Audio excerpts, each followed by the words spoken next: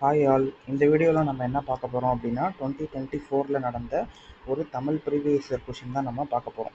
Already நம்மளுடைய சேனலில் 200 questions கிட்டத்தட்ட நம்ம தமிழுக்கு பார்த்துட்டோம். டெஸ்ட் வந்து நம்ம பார்த்து முடிச்சாச்சு. ஸோ இது வரைக்கும் நம்ம சேனலை பார்க்கல, இப்போ தான் நீங்கள் ஃபஸ்ட் டைம் பார்க்குறீங்க அப்படின்னா சப்ஸ்கிரைப் பண்ணிக்கோங்க. நம்ம டெய்லி நம்மளுடைய சேனலில் ஃப்ரீ டெஸ்ட் தமிழுக்காக கண்டக்ட் பண்ணிகிட்டு இருக்கோம். ஸோ அதே மாதிரி குரூப் 4க்கான நோட்டிஃபிகேஷன் அப்படிங்கிறதும் ரிலீஸ் ஆகிடுச்சு. ஸோ இது வரைக்கும் நீங்கள் தமிழுக்கு ரிவிஷன் பண்ணலை, படிக்கலை அப்படின்னாலும் ப்ராப்ளம் இல்லை.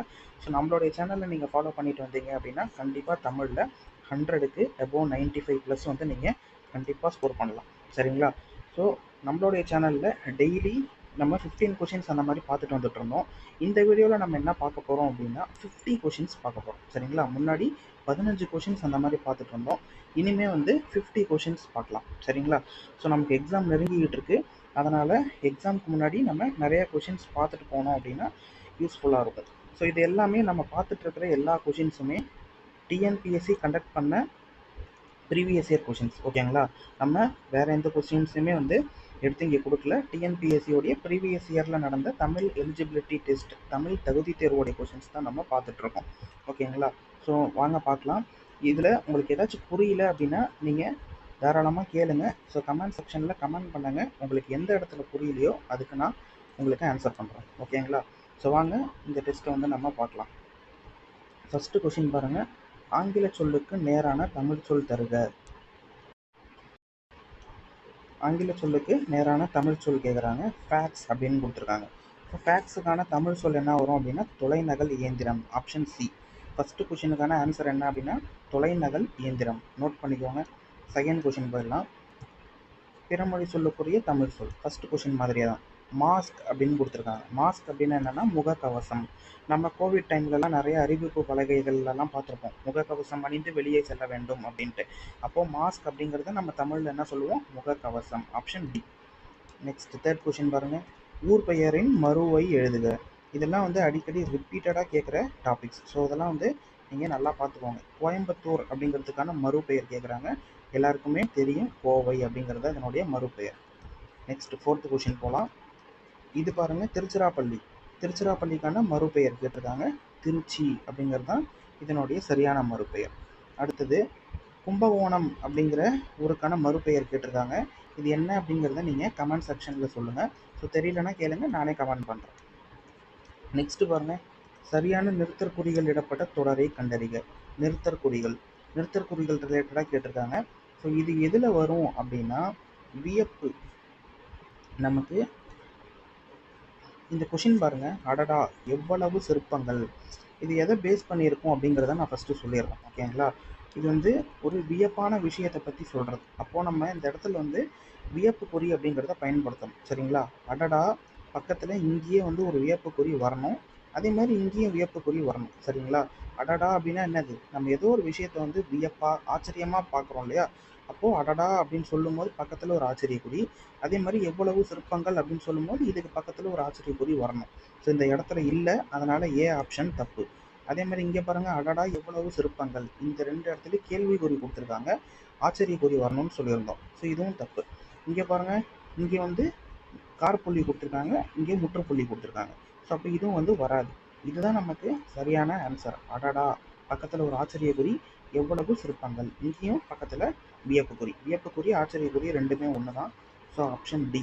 சிக்ஸ்த்து கொஷினுக்கான ஆன்சர் என்ன அப்படின்னா option D. Next seventh one போயிடலாம். இதுவும் வந்து நிறுத்தற்குறிகள் தான். இது வந்து நீங்கள் ஸ்க்ரீன்ஷாட் கூட எடுத்துக்கோங்க. நிறையா தடவை நமக்கு எக்ஸாமில் ரிப்பீட்டடாக கேட்குற கொஷினில் இதுவும் ஒன்று. ஸோ இதுக்கான ஆன்சர் பார்த்துடலாம். பாருங்கள்.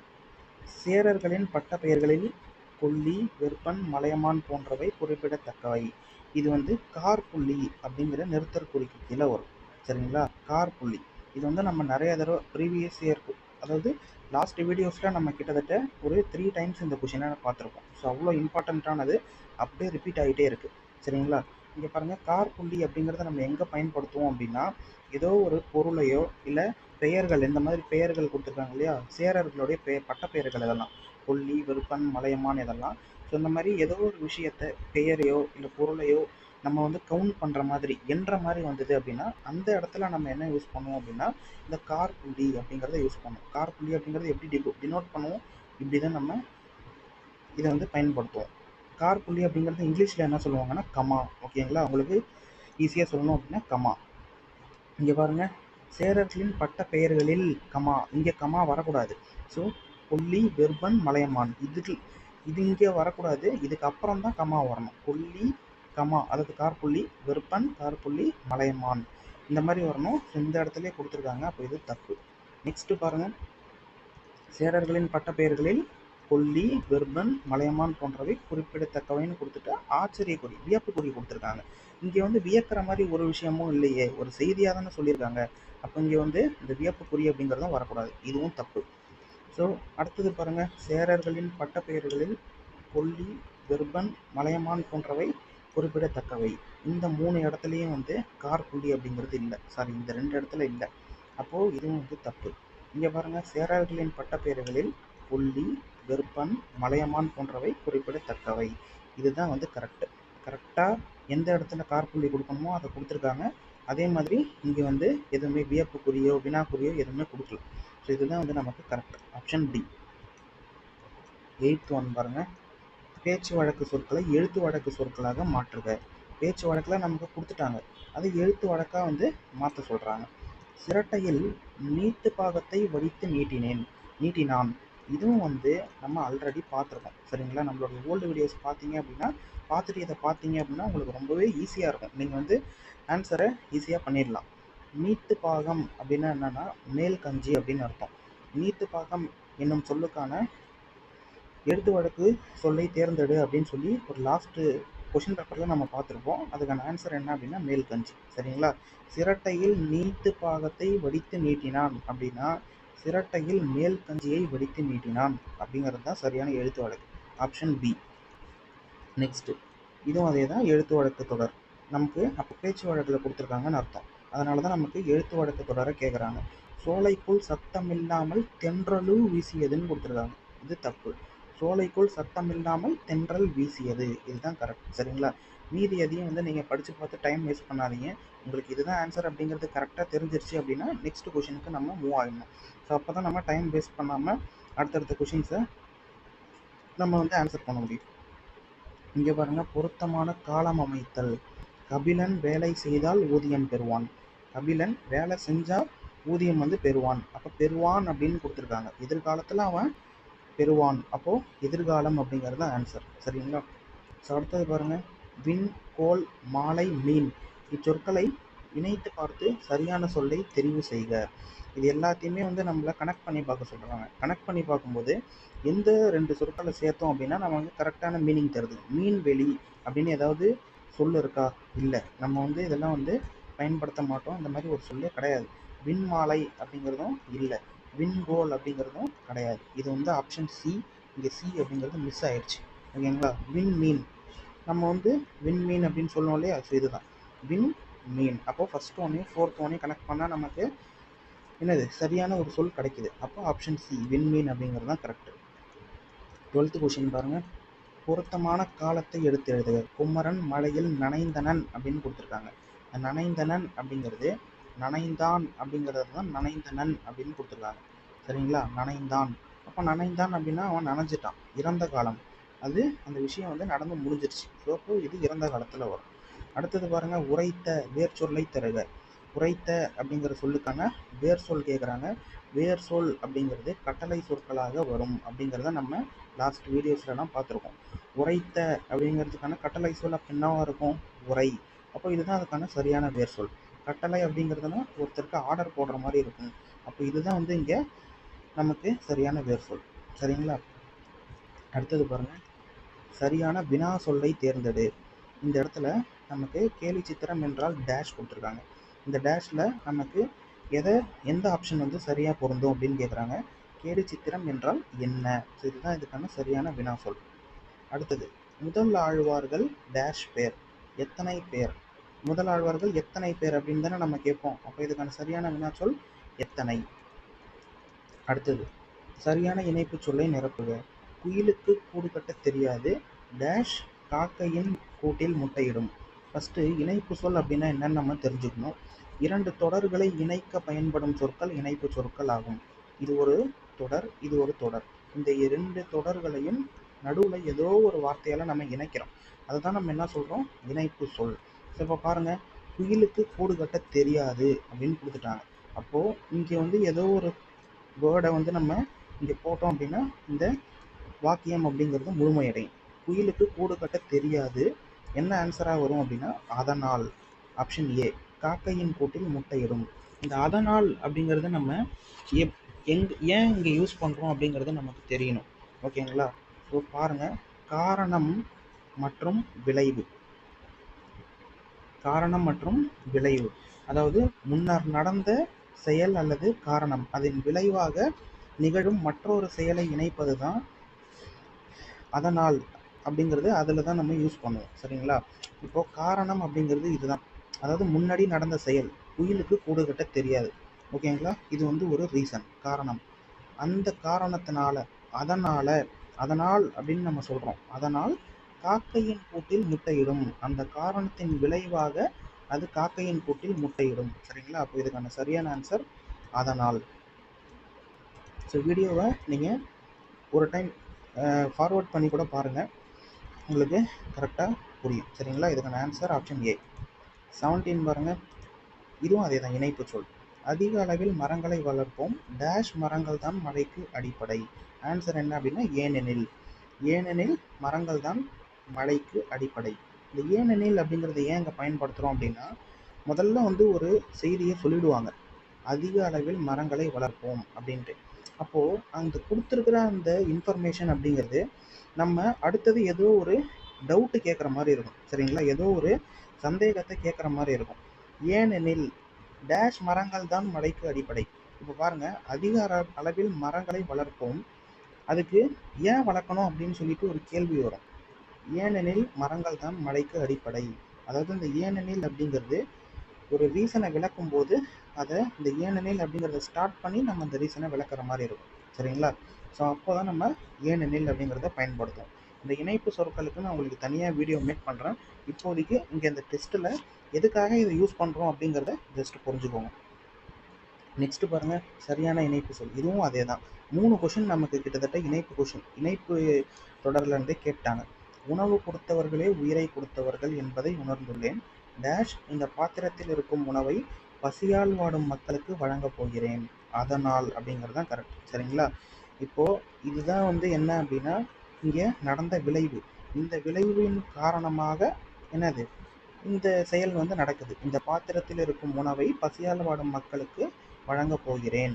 அவங்க வந்து உணவு கொடுத்தவர்களே உயிர் கொடுத்தவர்கள். அதாவது உணவு கொடுத்த யார் வந்து உணவு கொடுத்து ஒருத்தவருக்கு உதவுறாங்களோ அவங்க உயிரை கொடுத்ததுக்கு சமம் அப்படிங்கிறத நான் உணர்ந்ததுனால, அந்த காரணத்தை உணர்ந்ததுனால நான் என்ன பண்ணுறேன், அதன் விளைவாக இந்த செயலை நான் செய்கிறேன். இந்த பாத்திரத்தில் இருக்கும் உணவை பசியால் வாடும் மக்களுக்கு வழங்கப் போகிறேன். அப்போ இங்கே அதனால் அப்படிங்கிற இணைப்பு சொல் தான் வரும்.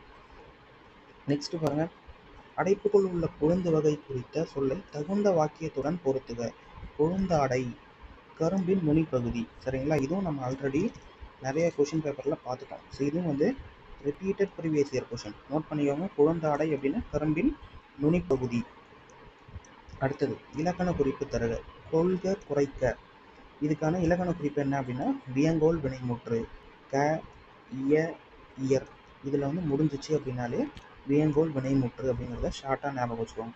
வாழிய, அப்போ பாருங்கள் இய அப்படின்னு முடியுதா? ஸோ அப்போ இதுவும் வந்து வியங்கோல் வினைமுற்றில் வரும். நோட் பண்ணிக்கோங்க. நெக்ஸ்ட் இருபொருள் தருக. படி அப்படிங்கிறதுக்கான இருபொருள் என்னன்னு கேட்குறாங்க. படிக்கட்டு, படித்தல். நம்ம வீட்டில் இருக்கக்கூடிய படிக்கட்டை வந்து படின்னு சொல்லுவோமா, அதே மாதிரி இன்னொரு பொருள் படி அப்படின்னா நம்ம புக் எடுத்து படி அப்படின்னு சொல்கிறது. அப்போ படித்தல், படிக்கட்டு. 21க்கு ஆப்ஷன் சி. நெக்ஸ்ட்டு பின்வரும் சொல்லுக்கு இரு பொருள் தரும் சரியானவற்றை தெரிவு செய்க. இதுவும் அதே தான். நகை அப்படிங்கிற சொல்லுக்கான இரு பொருள் கேட்குறாங்க. நகை அப்படின்னா ஒன்று புன்னகை. புன்னகை அப்படின்னா என்னது, சிரிப்பு, நம்ம மகிழ்ச்சியாக இருக்கிறது, அதுதான் வந்து இந்த புன்னகை. அடுத்தது ஆபரணம், நம்ம வந்து அணியக்கூடிய அந்த நகைகள், அதை தான் வந்து ஆபரணம்னு சொல்லுவோம். அப்போ இதுக்கான இரு பொருள் என்ன அப்படின்னா புன்னகை, ஆபரணம். Option C. நெக்ஸ்ட்டு கூவல் அப்படிங்கிற இதுக்கான இரு பொருள் என்ன அப்படின்னா நீர்நிலை, பள்ளம். இது கொஞ்சம் டிஃப்ரெண்ட்டாக இருக்குது, இதை நல்லா பார்த்துக்கோங்க, இல்லைன்னா நோட் பண்ணி கூட வச்சுக்கோங்க. நீர்நிலை, பள்ளம். சரிங்களா? ஸோ முன்னாடி இருந்ததெல்லாம் நம்ம பார்த்தாலே ஓரளவுக்கு கெஸ் பண்ணி கண்டுபிடிச்சிடலாம். ஆனால் இதெல்லாம் வந்து நமக்கு அவ்வளோ கெஸ் பண்ணுற மாதிரி இல்லை. ஸோ இதுக்கான ஆன்சர் என்ன? நீர்நிலை பள்ளம்.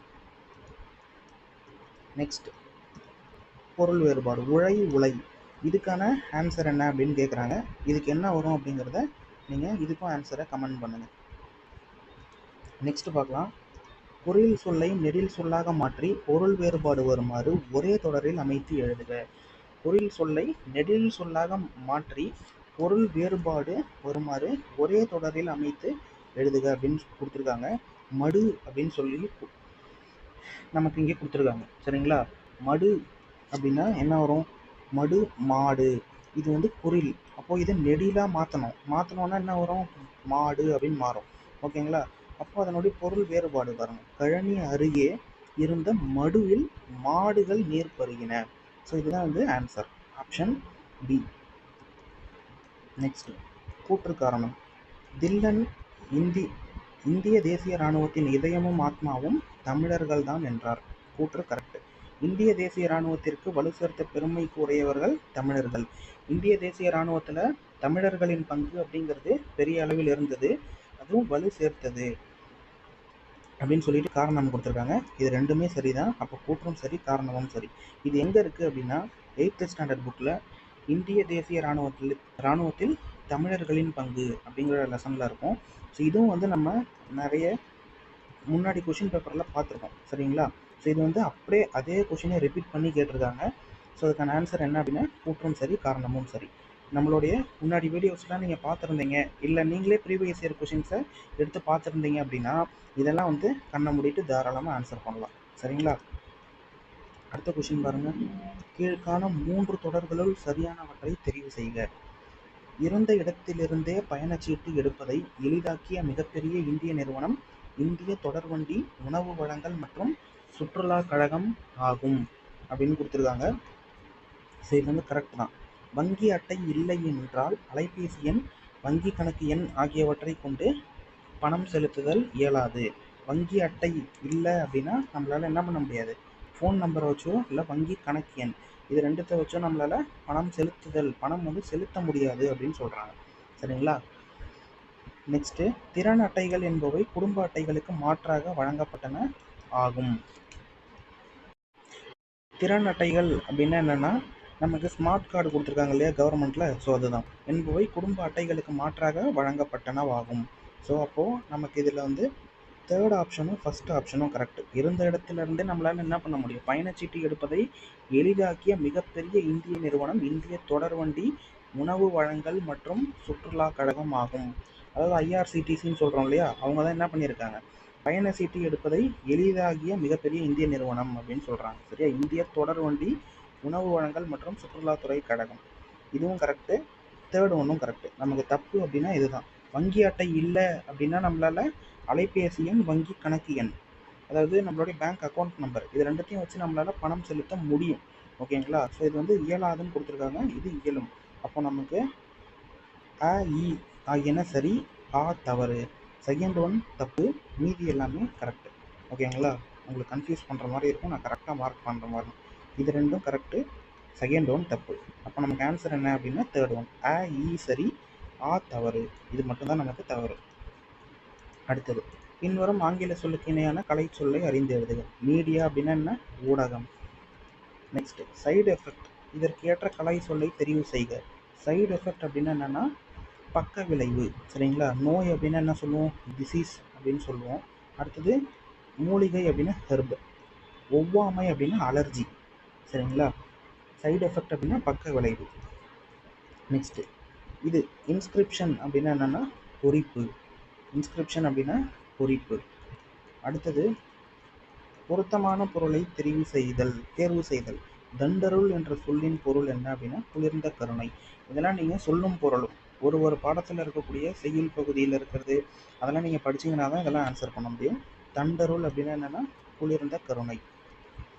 அடுத்தது, பொருத்தமான பொருளை தெரிவு செய்க. திங்கள் அப்படிங்கிறதுக்கான பொருள் என்ன அப்படின்னு கேட்குறாங்க. திங்கள் அப்படிங்கிறதுக்கான பொருள் என்ன? நிலவு. நல்லா பாருங்கள், கொஷினை வந்து நல்லா பார்க்கணும். பொருத்தமான எதிர்ச்சொல் தேர்வு செய்கன்னு கூட கொடுத்துருவாங்க. சரிங்களா? இங்கே பொருள் கொடுத்துருக்காங்க, அதனால் திங்கள் அப்படின்னா நிலவுன்னு எழுதிடுவோம். அப்போது இந்த எதிர்சொல் அப்படிங்கிற மாதிரிலாம் வந்து சில டைம் கொஷனில் கேட்பாங்க. அடுத்தது திருமறைக்காடு என அழைக்கப்படுவது வேதாரண்யம். இது யார் பிறந்த ஊர் அப்படிங்கிறத கமெண்ட் பண்ணுங்க. அதே மாதிரி இந்த வேதாரண்யம் அப்படிங்கிறது எந்த மாவட்டத்தில் இருக்கு அப்படிங்கிறதையும் கமெண்ட் பண்ணிடுங்க. நெக்ஸ்ட், சரியான கூட்டு பெயரை தெரிவு செய்க. ஆட்டு மந்தை அப்படிங்கிறது தான் கரெக்ட். நிறை அப்படிங்கிறது பசு நிறை அல்லது ஆநிறை அப்படின்னு சொல்லுவோம். கூட்டம் அப்படிங்கிறது மக்கள் கூட்டம். அப்போ ஆட்டு மந்தை அப்படிங்கிறது தான் கரெக்ட். Option D. 35 பாருங்க. கீழ்காணும் சொல்களின் கூட்டு பெயர்களை கண்டுபிடித்து எழுதுக. கல் அப்படின்னா குவியல், கல் குவியல். அடுத்தது பழம், இச்சொல்லின் கூட்டு பெயர் பழம் அப்படிங்கிறதுக்கான கூட்டு பழக்குலை. நெக்ஸ்ட், சரியான தொடரை தேர்ந்தெடுக்க. இதுல வந்து சரியான தொடர் எது அப்படின்னு கேக்குறாங்க. மிகப்பெரிய சாண்டியாகோ மீனை பிடித்தார். இது சரியான தொடர் இல்லை. சாண்டியாகோ மிகப்பெரிய மீனை பிடித்தார். இதுதான் ஆப்ஷன் பி. 38 பாருங்க. சரியான தொடர் எது? கண்டறிந்து எழுதுக. பேசவும் தமிழ்மொழி படிக்கவும் எழுதவும் உகந்த மொழி. இந்த மாதிரி வாக்கியம் வந்து வராது. படிக்கவும் பேசவும் எழுதவும் தமிழ்மொழி உகந்த மொழி. இதுவும் வந்து சரியான வாக்கியம் இல்லை. தமிழ்மொழி பேசவும் படிக்கவும் எழுதவும் உகந்த மொழி. இதுதான் கரெக்ட். ஸோ இதுதான் வந்து ஒரு சரியான ப்ராப்பர் ஃபார்மேட்டில் இருக்குது. ஆப்ஷன் சி தான் கரெக்ட். அடுத்தது 39. சரியான தொடர் எது என்பதை கண்டறிந்து எழுதுக. கூடு கட்டி வாழும் சிட்டுக்குருவி பறவை இனத்தை சார்ந்தது. இது வந்து சரியான வாக்கியம் இல்லை. சிட்டுக்குருவி கூடு கட்டி வாழும் பறவை இனத்தை சார்ந்தது. அப்போ சிட்டுக்குருவி அப்படிங்கிறது தான் கூடு கட்டி வாழும் பறவை இனத்துல இதுவும் ஒண்ணு அப்படின்னு சொல்றாங்க. இதுதான் நமக்கு கரெக்டான ஸ்டேட்மெண்ட். Option B.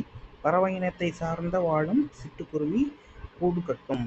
இதுவும் தப்பு. சிட்டுக்குருவி பறவை இனத்தை சார்ந்தது. இதுவும் வந்து தப்பு. ஸோ நமக்கு இங்கே 39க்கு ஆப்ஷன் பி தான் சரியான தொடர். அடுத்தது ஓர் சரியாக அமைந்த தொடர் கேட்குறாங்க. ஒரு எங்கே பயன்படுத்துவோம், ஓர் எங்கே பயன்படுத்துவோங்கிறதெல்லாம் நம்ம முன்னாடியே பார்த்துருக்கோம். ஒரு அப்படிங்கிறது உயிர்மை எழுத்துக்கு முன்னாடி பயன்படுத்தும். ஓர் அப்படிங்கிறது உயிரெழுத்துக்கு முன்னாடி பயன்படுத்தும். சரிங்களா? ஸோ இங்கே பாருங்க, தமிழினத்தை ஒன்றுபடுத்தும் ஓர் இலக்கியம் சிலப்பதிகாரம். அப்போ ஓருக்கு முன்னாடி உயிரெழுத்து வரணும். இலக்கியம் ஈ. அப்போ இந்த ஈ அப்படிங்கிறது என்னது? உயிரெழுத்து. அதுக்கு முன்னாடி ஓர் வந்திருக்கு. அப்போ இதுதான் கரெக்ட். Option A. சரிங்களா? ஸோ அடுத்தது போயிடலாம். இதுவும் அதே தான். ஒரு இரவும் ஓர் பகலும் சேர்ந்தது ஒரு நாள். இது வந்து நமக்கு எது கரெக்டான ஆன்சர் அப்படிங்கிறத கேட்குறாங்க. ஸோ இதுக்கு நீங்கள் கமெண்ட் பண்ணுங்கள். நெக்ஸ்ட் 42. கீழ்காணும் தொடர்களில் உள்ள பிழைகளை திருத்தி எழுதுக. ஒரு அழகிய சிற்றூரில் ஓர் குளம் இருந்தது அப்படின்னு கொடுத்துருக்காங்க. அழகிய சிற்றூரில் ஒரு குளம் இருந்தது. அதாவது ஒருக்கு முன்னாடி நம்ம என்ன யூஸ் பண்ணோம்? உயிர்மை. இது வந்து கரெக்டாக தான் இருக்கு. அதாவது ஒருக்கு முன்னாடி உயிர்மை எழுத்து, இந்த கூ அப்படிங்கிறது உயிர்மை எழுத்து. அடுத்தது நீங்கள் எல்லா ஆப்ஷனையும் பாருங்கள். அழகிய ஒரு சிற்றூரில் ஓர் குளம் இருந்ததுன்னு கொடுத்துருக்காங்க. அதாவது இங்கே ஓர் கொடுத்துட்டாங்க, இது தப்பு. அப்போ ஓர் அழகிய சிற்றூரில், இங்கே பாருங்க, ஓர் அழகிய சிற்றூரில் ஒரு குளம் இருந்தது. அப்போது ஓருக்கு முன்னாடி உயிரெழுத்தும் ஒருக்கு முன்னாடி என்ன இருக்கணும்? உயிர்மை எழுத்தும் இருக்கணும்னு சொல்லிடணும். சரிங்களா? அப்போது இங்கே ரெண்டுமே கவர் ஆகிற மாதிரி கொடுத்துருக்காங்க, ஓர் ஒரு. அப்போ இதுதான் ஆன்சர். 42க்கு சி. நெக்ஸ்ட்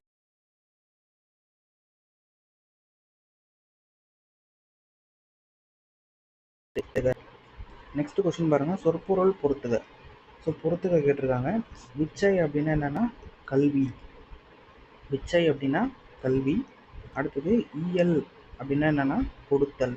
பருதி அப்படின்னா கதிரவன். மலை அப்படின்னா வெறுப்பு.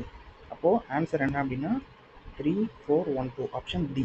ஓகேங்களா? 43க்கு ஆன்சர் ஆப்ஷன் டி. நெக்ஸ்ட், உரு இச்சொல்லின் பொருளை தெரிவு செய்க. உரு அப்படின்னா அழகு. Option A. அடுத்தது சொல்லையும் பொருளையும் பொறுத்துக.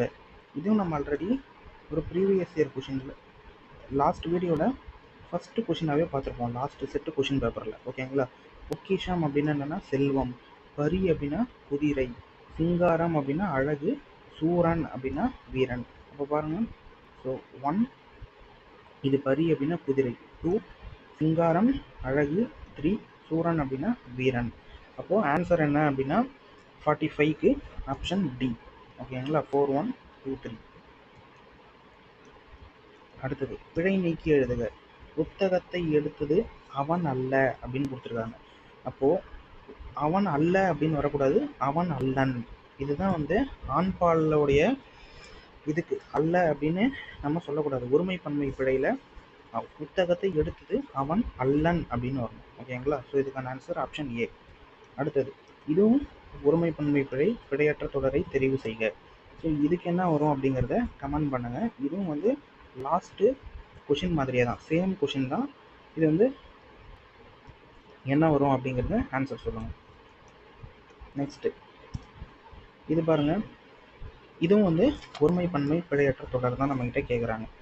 ஹிப்பாலஸ் என்பவர் பருவக்காற்றின் பயனை உலகிற்கு உணர்த்தினார். அப்போது இதுதான் கரெக்டாக இருக்குது. ஹிப்பாலஸ் என்பவர் பருவக்காற்றின் பயனை உலகிற்கு உணர்த்தினார். அடுத்த ஆப்ஷன்லாம் பாருங்கள். ஹிப்பாலஸ் என்பவர் பருவக்காற்றின் பயனை உலகிற்கு உணர்த்தினான் அப்படின்னு கொடுத்துருக்காங்க. இங்கே பாருங்கள், உணர்த்தினார்கள், உணர்த்தியவர்கள். அப்போது ஹிப்பாலஸ் அப்படிங்கிறவர் ஒருவர். அப்போது அது ஒருத்தரை பற்றி தான் பேசுகிறாங்க. என்பவர் பருவக்காற்றின் பயனை உலகிற்கு உணர்த்தினார். அவரு உணர்த்திருக்காரு. ஓகேங்களா, அப்போது அவரை பற்றி பேசும்போது ஒருத்தரை பற்றி தான் பேசுகிறாங்க. அப்போ அதனால் உணர்த்தினார் அப்படின்னு தான் வரணும். So option A. மீதிலாம் பாருங்கள், இது வந்து மரியாதை இல்லாத மாதிரி இருக்குது. அடுத்தது உணர்த்தினார்கள், உணர்த்தியவர்கள் அப்படிங்கிறதுனா பன்மை, பலரை சொல்கிற மாதிரி இருக்குது. ஸோ அதனால் இதுக்கான answer option A. Next paragraph கொடுத்துருக்காங்க. ஸோ இதையும் நம்ம படித்து பார்த்து ஆன்சர் பண்ணலாம். காமராசரின் வீட்டுக்குள் ஒரு சிறுவனும் அவனுடைய தங்கையும் நுழைய முயன்றனர். அப்போ இங்கே பாருங்கள், கொஷினாக இதையே கேட்டிருக்காங்க. காமராசரின் வீட்டிற்குள் நுழைய முயன்றவர்கள் யார் யார்? சிறுவன், சிறுமி. ஒரு சிறுவனும் அவனுடைய தங்கையும். அப்போது சிறுவன், சிறுமி. அடுத்தது ஊழியர்கள் அவர்களை தடுப்பதை காமராசர் கவனித்தார். உடனே அவர்களை உள்ளே அடைத்தார். யாரை பார்க்க வந்தீங்க என்று அன்புடன் விளவினார். எங்கள் அண்ணனுக்கு தேர்வுக்கு பணம் கட்ட அம்மாவிடம் வசதி இல்லை, உங்களை பார்த்தால் என்று சிறுமி கூறி முடிப்பதற்குள் அம்மா அனுப்பிவிட்டாரா என்று காமராசர் கேட்டார். இல்லை, நாங்களாக தான் வந்தோம். அம்மா அப்பளம் போட்டு வீடு வீடாக கொண்டு போய் வித்துட்டு வருவாங்க. அதில் வரும் வருமானத்தை வச்சுதான் எங்களை படிக்க வைக்கிறாங்க என்று குழந்தைகள் கூறினர். அதனை கேட்டதும் மாடி ஏறி சென்று பணத்தை கொண்டு வந்து கொடுத்தார். மறுநாள் குழந்தைகள் இருவரும் காமராசரை தேடி வந்தனர். ஐயா, தேர்வுக்கு பணம் கட்டியாச்சு, இந்த ரசீதை அம்மா உங்களிடம் காட்டிட்டு வர சொன்னாங்க என்றனர். அதனை கேட்டு காமராசர் மனம் நெகிழ்ந்தார். காமராசர், அதாவது இந்த பத்தியை படிக்கும்போது நமக்கே வந்து ஒரு இன்ஸ்பிரேஷனாக இருக்குது. காமராஜர் ஐயா அவர்கள் முதலமைச்சராக இருந்தபோது எப்படிலாம் இருந்தாங்க அப்படிங்கிறத இங்கே கொடுத்துருக்காங்க. ஸோ ஃபஸ்ட்டு கொஷினுக்கு நம்ம பார்த்துட்டோம். காமராசர் வீட்டிற்கு நுழைய முயன்றவர்கள் யார்? சிறுவன், சிறுமி. அவங்க 2 பேரையும் தடுத்தவர் அங்கே இருந்த காவலர். சரிங்களா, அடுத்தது பாருங்கள். இந்நிகழ்வு சிறுவனது எப்பண்பை விளக்குகிறது? சிறுவனுடைய எந்த பண்பை விளக்குகிறது அப்படின்னு கேட்குறாங்க. நேர்மை, நேர்மையான பண்பை விளக்குகிறது. ஏன் அப்படின்னா, அவங்க ஃபீஸ் கட்டுறதுக்கு காசு இல்லை அப்படின்னு சொல்லிட்டு தான் அவரை சந்திக்கிறதுக்கு போவாங்க. அப்போ போயிட்டு கேட்டவுடனே அவர் மாடியிலேருந்து காசு எடுத்துகிட்டு வந்து கொடுப்பாரு காமராஜர் ஐயா. அதை வாங்கிட்டு இவங்க போயிட்டு அந்த ஃபீஸை வந்து கட்டிட்டதுக்கப்புறம் அந்த சிறுவனுடைய அம்மா அந்த ரசீதை கொடுத்து அனுப்பி அவர்கிட்ட காட்டிட்டு வர சொல்லுவாங்க. அந்த ரசீதை வந்து அவங்க காட்டிட்டு வருவான் இல்லையா அந்த பையன். அதனால் அந்த சிறுவனின் பண்பு நேர்மையான பண்பு. அடுத்தது பாருங்கள். மறுநாள் குழந்தைகள் வந்ததும் காமராசர் மனம் நெகிழ்ந்தார். ஓகேங்களா, மனம் நெகிழ்ந்தார். அடுத்தது சிறுவனும் சிறுமியும் எதற்காக காமராசரின் வீட்டிற்கு வந்தனர்? தேர்வுக்கு பணம் கட்ட, காமராசரை பார்க்க ஆசைப்பட்டா, இல்லை விளையாடவா, காமராசரின் வீட்டிற்குள் வேடிக்கை பார்க்கவா? ஸோ தேர்வுக்கு பணம் கட்ட, ஆப்ஷன் ஏ. காமராசர் செய்த உதவி யாது? காமராசர் என்ன உதவி செஞ்சார் அப்படின்னா பணத்தை கொடுத்தார். அவர் விளையாட அனுமதித்தாரா அப்படின்னா அது இல்லை, விரட்டி விட்டார். அவர் விரட்டலை. அதே மாதிரி அன்புடன் உணவளித்தாரா அப்படின்னா இல்லை. நமக்கு கொடுத்துருக்கிற பேசேஜ் படி அவங்க அந்த 2 சிறுவனும் சிறுமியும் போயிட்டு பணம் கேட்டாங்க தேர்வுக்காக, அவர் பணம் கொடுத்துருக்காரு. ஸோ இதுதான் நமக்கு கொடுத்துருக்கிற கதைப்படி சரியானது. ஓகேங்களா, அடுத்தது. ஸோ இதோட வந்து நமக்கு இந்த பேசேஜ் அப்படிங்கிறது முடியுது. இந்த வீடியோவில் நம்ம 50 கொஷின்ஸ் வந்து பார்க்கலாம் அப்படின்னு சொல்லியிருந்தோம். அதே மாதிரி 50 கொஷின்ஸை நம்ம பார்த்து முடிச்சிட்டோம். ஸோ நாளைக்கு வீடியோவில் நம்ம ரிமைனிங் இருக்கிற 50 கொஷின்ஸை இந்த கொஷின் பேப்பரில் பார்த்து முடிச்சிடலாம். ஸோ இந்த வீடியோ உங்களுக்கு யூஸ்ஃபுல்லாக இருந்தது அப்படின்னா சப்ஸ்கிரைப் பண்ணிக்கோங்க. ஸோ நம்ம நிறைய கொஷின்ஸ் வந்து கிட்டத்தட்ட ஒரு 3 கொஷின்ஸ் கமெண்ட் பண்ண சொல்லியிருக்கோம். அதுக்கு உங்களுக்கு ஆன்சர் தெரிஞ்சது அப்படின்னா கமெண்ட் பண்ணுங்கள். தெரியல அப்படின்னா நீங்கள் கேளுங்க, அதுக்கு ஆன்சர் நான் உங்களுக்கு சொல்கிறேன். ஓகேங்களா? ஸோ இந்த டெஸ்ட்டில் நீங்கள் எவ்வளோ மார்க் எடுத்தீங்க அப்படிங்கிறத கமெண்ட் பண்ணிவிடுங்க. அடுத்த வீடியோவில் நம்ம அடுத்த 50 கொஷினோட சந்திக்கலாம். So thank you friends.